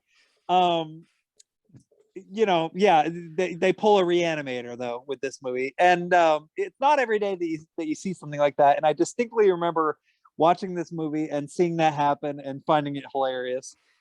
But then, like, in hindsight, I was like, wait a minute, did that really happen in this movie? I don't know. And indeed, it not only did it happen twice. But anyway, again, I'm getting ahead of myself. So yeah, it starts off like an after school special from hell where, you got this one kid who's just minding his own business, reading comic books. He's got a buddy.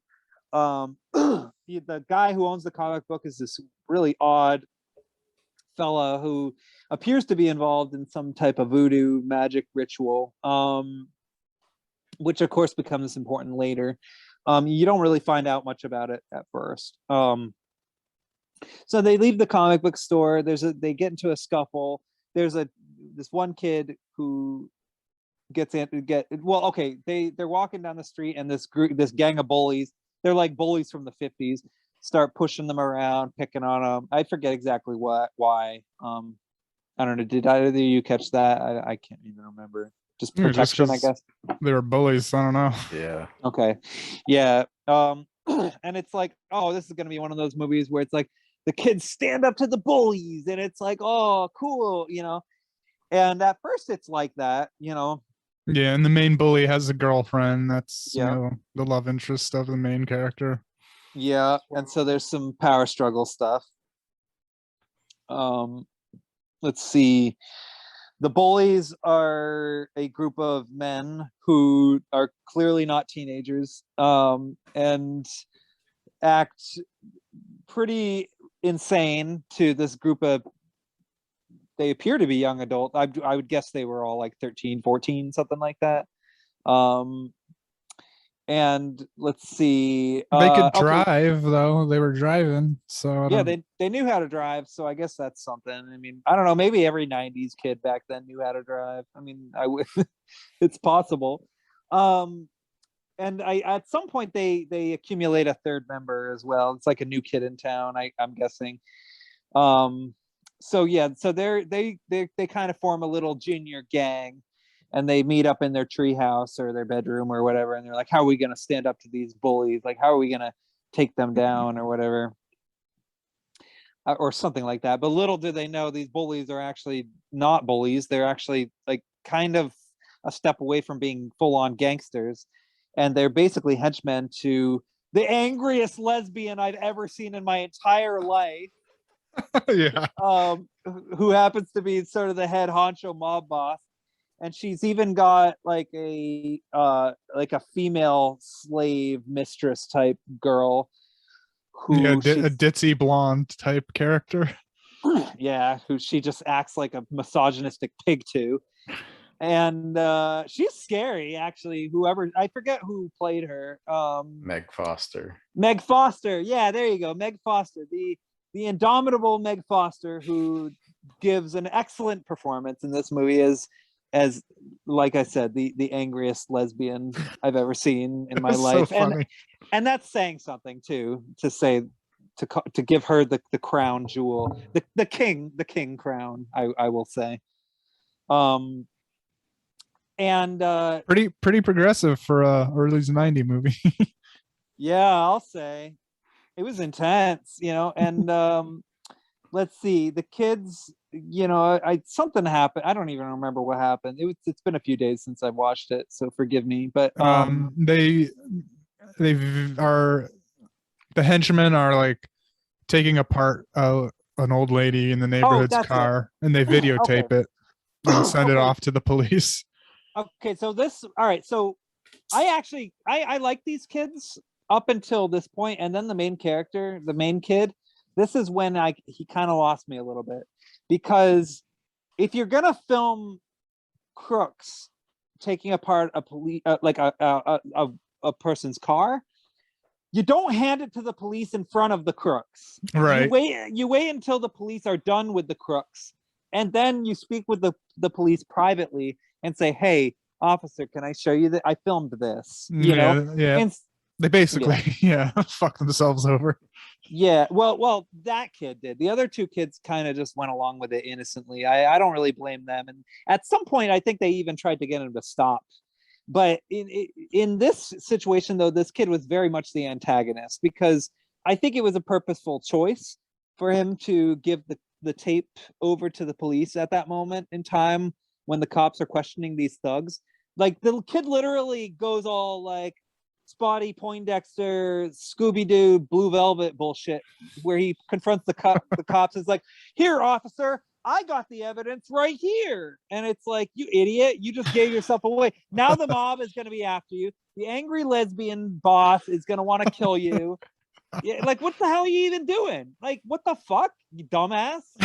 You know, like, it wasn't even like they just kidnapped him at first to scare him and shit. And what really did it was like they're running numbers for the town, like there's like that. It's like a Ponzi scheme. It's an elite, like it's a gambling thing that people do in the city. Yeah, that's an illegal gambling scheme.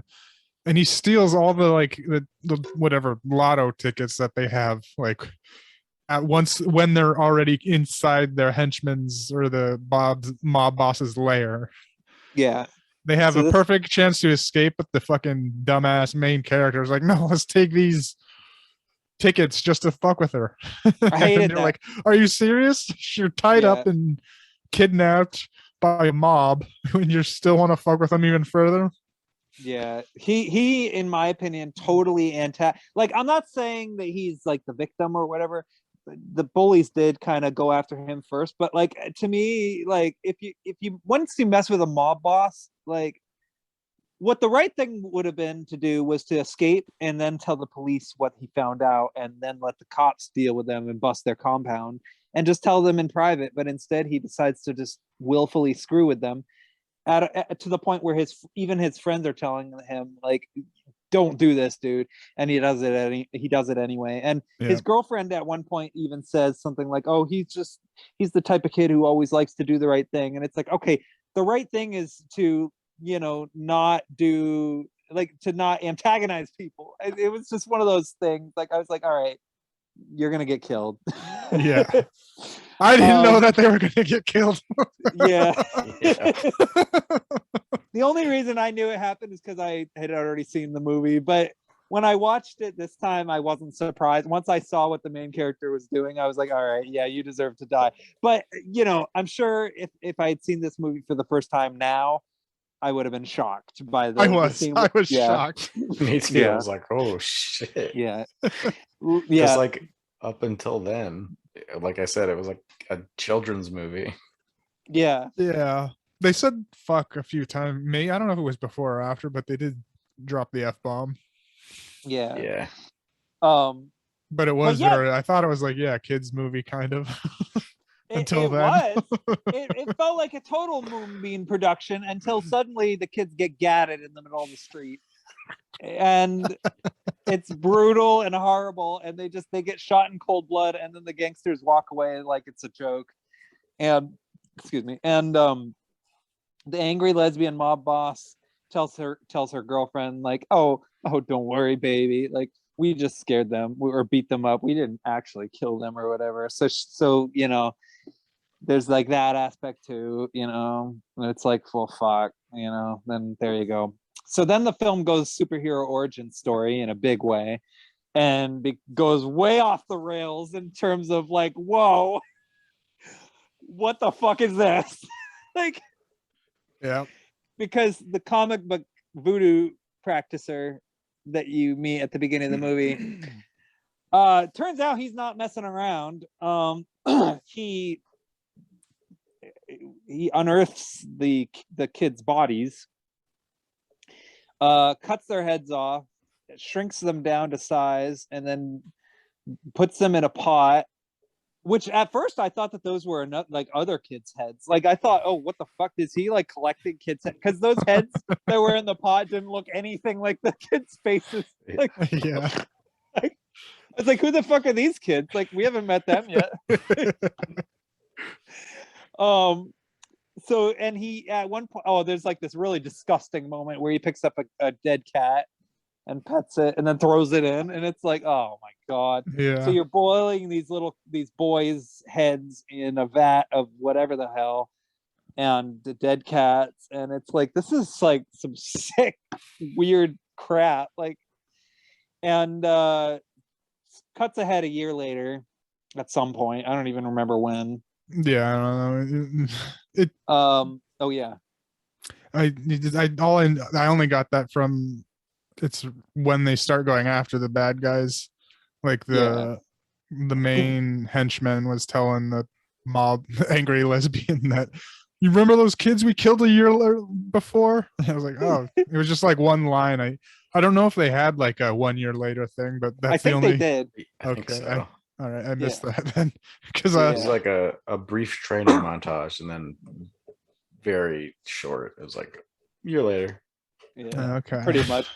Yeah. Oh, and by the way, can I just mention the Danny Elfman music?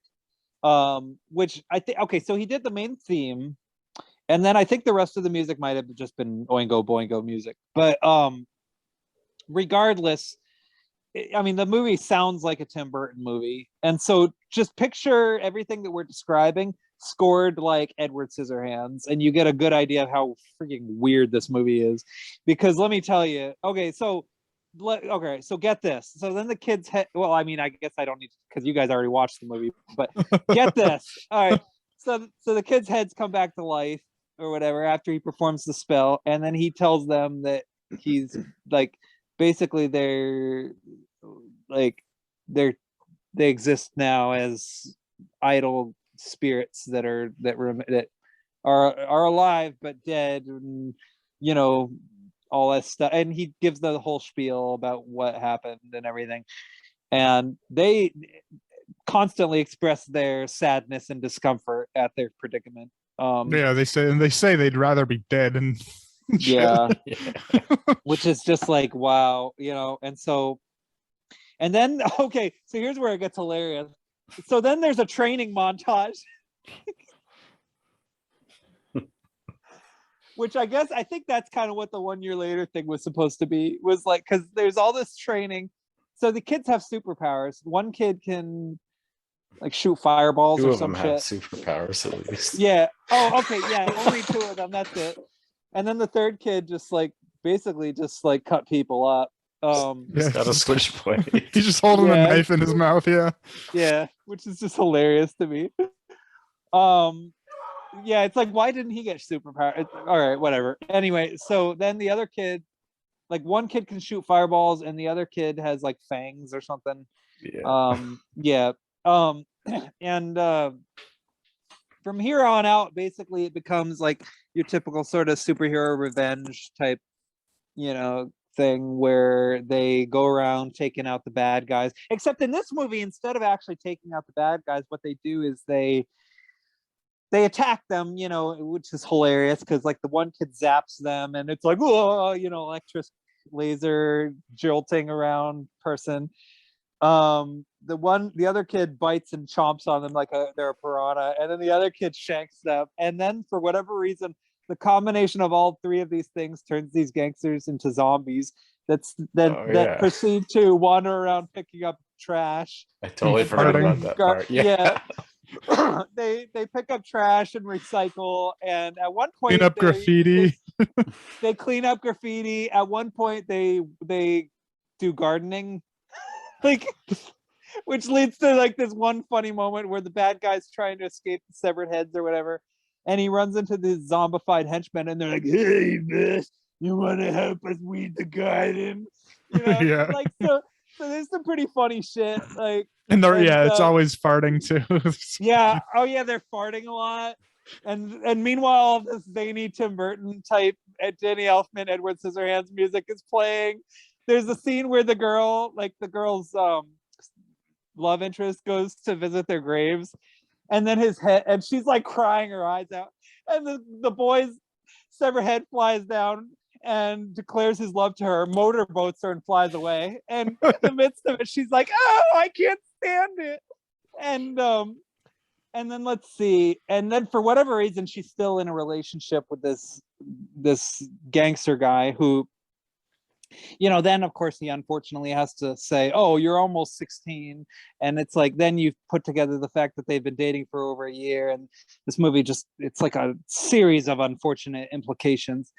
But putting aside all that, she still is somehow with the guy, and but eventually they break up again because like he like tries to grope her in a car, and it's like another one of those sort of cheesy 80s movie type teen things where the guy gets too handsy and she flees, and so then there's all that happens, and then like then at some point she hooks up with the voodoo guy, and he basically lets her adopt the severed heads. Well, not That's pretty literally hooks up, but well no, not literally hooks up, but she ends up staying with him. yeah, teaming up. Yeah, basically teaming up, and then at one point, like the boy's head flies out, starts putting his head in her breasts again. Yes, and consensually this time. Yeah, this time she like opens her shirt up and says, "Go ahead." This time she gives him permission, so it's like, all right. And then the voodoo guy comes in, and he basically is like a peeping Tom and stares at them, and it's like, oh, love, young love is so beautiful, let me give you guys some privacy, and he walks away. And let's see, then aside from that, it pretty much just goes the way you expect. They do eventually take out the angry lesbian, who by this point her lady interest has pretty much fled because she's realized that she's an abusive, evil piece of crap, and that she actually did order the hit on these kids. And so she hooks up with some other nicer lesbian lady who also dresses like a man. And then that's it, pretty much. Like the angry lesbian gets zapped. The love interest, the 15-year-old love interest, gets she adopts the severed heads. And then the movie ends. Yep. Yeah, and there's this whole plot of the love interest having to be a virgin as well for some spell. I forget what the spell actually did at the end or what it was for, but yeah. I can't remember. Like made all three of them just spin. I think that was it. It like enhanced their powers or something. I don't know. Maybe. I think that was it. Or was that something else? That was after, or that was something else. That was when they went to the gang members' hideout, and it was like spinning above her. It looked like a halo. I was like, what the fuck is that? And then it turned out it was the kids spinning around. I was like, oh, okay. All right. Yeah. And they called it like, some buzzsaw of death or something stupid like that. Yeah.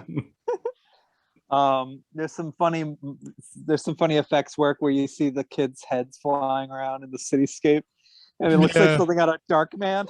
I'm just like, wow, this is great. Like, yeah, miniature cityscape too. Totally. Yeah. And then the head, like two of the heads get fucked up too when they're doing like chasing down the car. Like the knife kid's trying to pop the tire, but he gets blasted with a shotgun. But at the end, like they show them all bandaged up and stuff when the girl gets the heads as her pets or whatever the fuck they are now. Yeah, I don't even know. It's weird, whatever it is. But I mean, that did kind of sketch me out a little bit, because at first I thought they got killed, and it's like, okay, that asshole kid better not be the only surviving severed head out of this group, because if that's the way this movie ends, I'm gonna be so pissed off. And thank goodness that wasn't the case. But still, yeah, and he flies into the fucking guy's mouth too, the main bad guy's mouth to kill him, and starts electrocuting him inside his mouth. Yeah, he goes, watch me, baby, watch me," and he goes into the guy's head and electrocutes him. It's just weird stuff. Like, I don't even know. I mean, severed heads, shrunken heads, Yeah. I don't know whether to recommend this movie or not. I mean, I guess I'd recommend it to people who like weird shit. I mean, it's definitely, crazy, silly, perverted fun if you're looking for that type of thing. And if you want a good superhero origin story, this will definitely deliver the goods. Beyond that, I think if I were in a better mood, I would have enjoyed it. I mean, I think ultimately, like, there was some aesthetic appeal. I think visually there was some stylishness. I don't know how I feel about it. Really. it'd be a good one to throw on when you're stoned for sure. Yeah.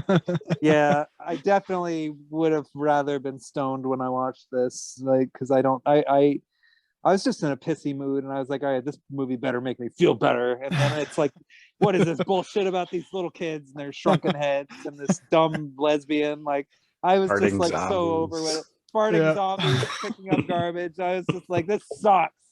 But you know, the more I sit on it, the more it's like, okay, wasn't that bad. It was fine. Like, it was whatever. I mean, I'd give it like 2 to 3. You know, I enjoyed it probably.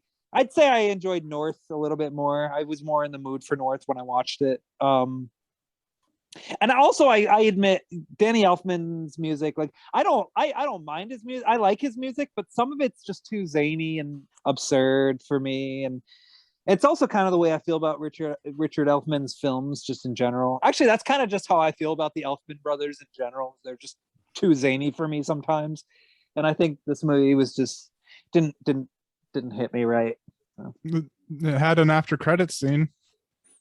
I It didn't notice did. that. It did. What did you think Yeah. of that?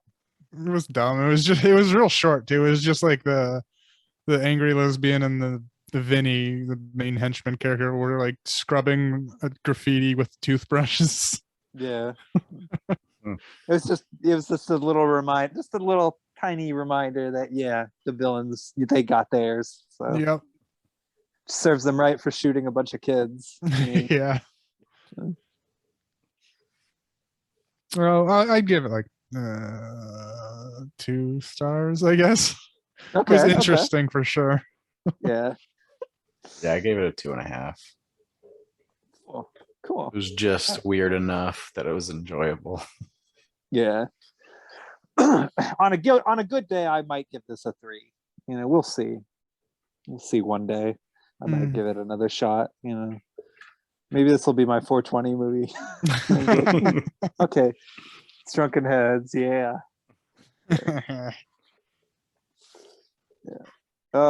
And that concludes our episode. So overall, this was an interesting lineup. Overall, these were enjoyable. All 3 of these films had people getting blasted, you know. So this will. I don't know if that's like the only thing that they have in common. That's like the one thing I could think of. Yeah. But I overall I enjoyed all 3 of them. So Yeah. so yeah, that concludes our episode. And now we shall choose some Snoop Dogg movies, because we're gonna do a Snoop Dogg special next. Do you want me to go first? Yeah. All right. I know So you. my choice. Oh yeah. I was like, I know you got yours down. So Yeah, I chose mine a long time ago. My choice for the Snoop Dogg special is Urban Menace. Yeah, Right. Urban Menace. That's my choice. Albert Pian. Or Pian, whatever. Pian, Pine. I don't know. yeah, I always say peon. Yeah. You're probably right. That's how I've heard it. So no, I don't know. All right. I'm still not sure. Okay. Well, Nick, do you have a choice? Yeah, I was gonna, I guess, choose Bones. Okay. Cool. All right. Yeah. I think I've seen either part of it or the whole thing. I'm curious to rewatch. It was one of those movies that always played on Cinemax. Yeah, I think I've seen that one before. Okay. That'd be interesting. So.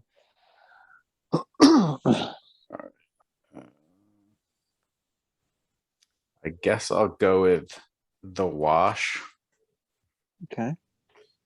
with Snoop and Dr. Dre.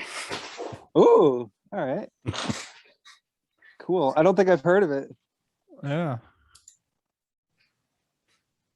I haven't either. All right. Cool.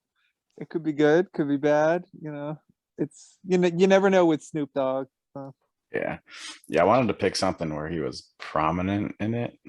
Okay. Yeah. That's what I looked for too. I was also almost picked Volcano High, but that's just a voiceover of a Korean movie. Oh, darn. All right. Well, I mean, I think that these three, but with the wash, it does it like you know that he's the main character in it or one of the main characters. Yeah. Yeah. Okay. Yeah. At that point, you may as well just choose him based on whether he's on the cover or not. Which I think he's on the cover of Bones, isn't it? Like his eyes, like glowing on a Yeah. superimposed red background or something. Yep. Yep. Cool. All right, I'm ready for Bones. Yeah. Urban Menace I chose just because I saw the cover of it at a video store a long time ago, and I was like, I gotta see that shit one day. And now I'm choosing that day to be today. All right. Except I'm not gonna watch it today. I'm gonna watch it another day. All right. Yeah. All right. So have a good night, everybody. Peace. See you later. See ya.